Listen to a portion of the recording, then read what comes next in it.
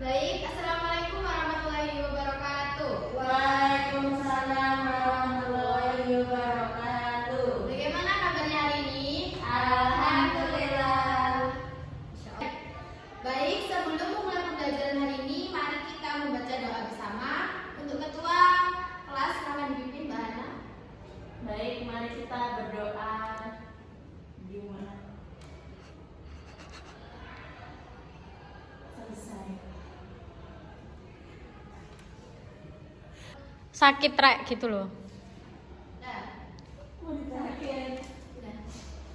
Alhamdulillah. Baik, saya sebelum memulai pembelajaran hari ini, saya akan absen terlebih dahulu.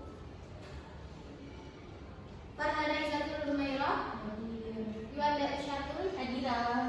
Anis Muzamila. Sakit. Oh, sakit. Baik.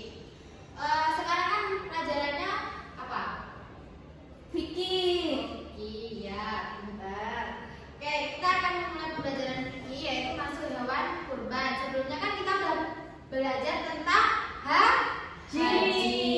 Ya, baik. Baik, sekarang kita memasuki pembahasan tentang kurban.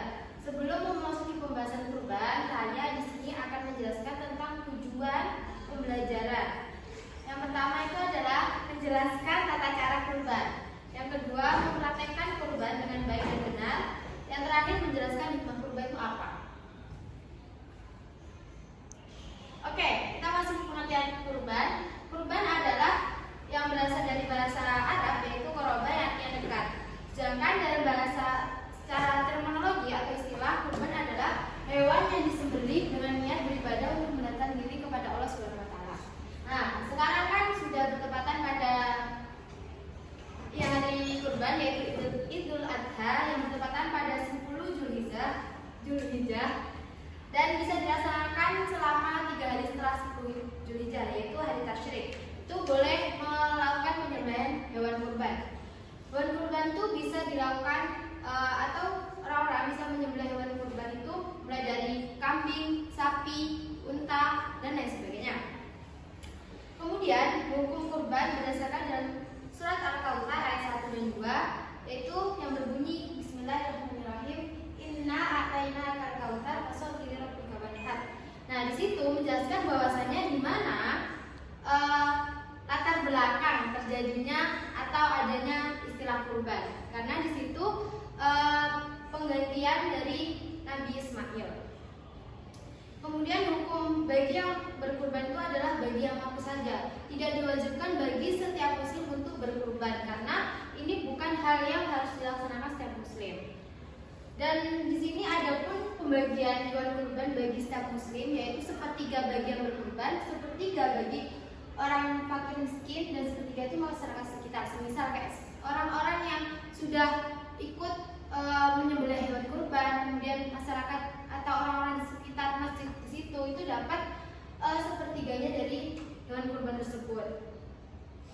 Selanjutnya waktunya tadi kan sudah dijelaskan dari awal kan. Ada waktunya tuh dari 10 Zulhijjah sampai 13, yaitu hari tasyrik, yaitu 1, 2, 3. Itu masih boleh untuk melakukan penyembelihan hewan kurban.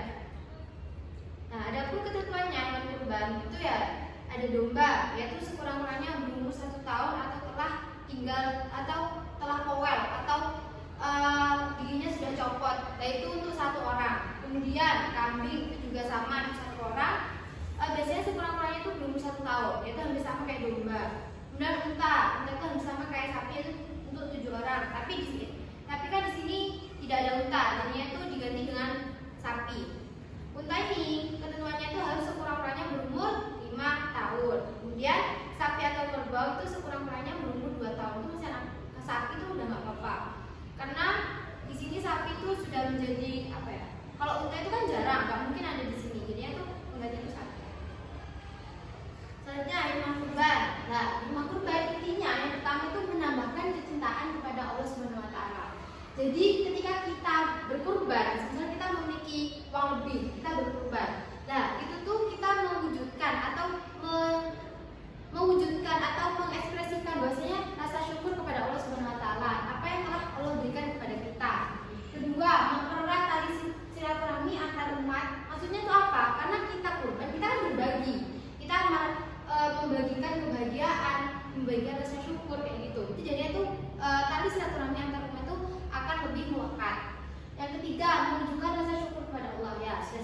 di awal. Yang terakhir, menumbuhkan dan meningkatkan kesadaran beragam baik bagi orang yang mampu maupun yang kurang mampu.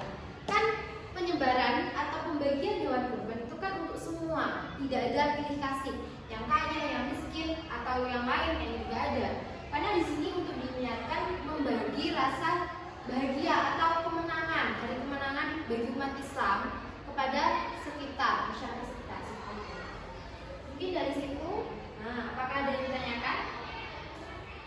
Ya. Baik, setelah kita memasuki materi tentang kurban dan saya sudah menjelaskan dan semuanya tidak ada yang ingin bertanya. Sekarang saya akan berikan quiz. Kalian bisa scan di proyektor. Silahkan scan terlebih dahulu. Kita pakai kamus ya.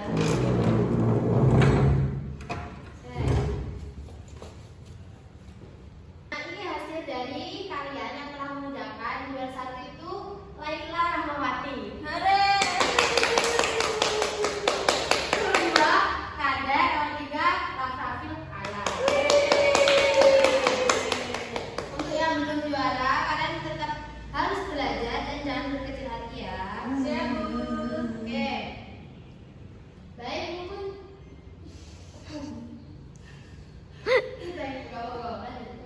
baik, mungkin cukup sekian dari pembelajaran hari ini.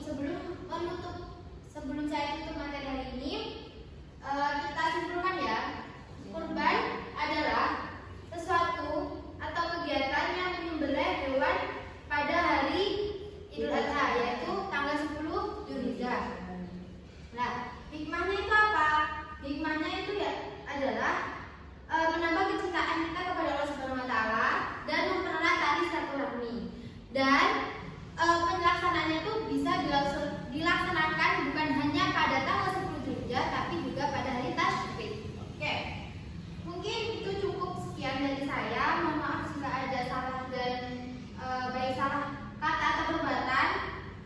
Sebelum menutup materi hari ini, mari kita membaca doa kafaratul majelis.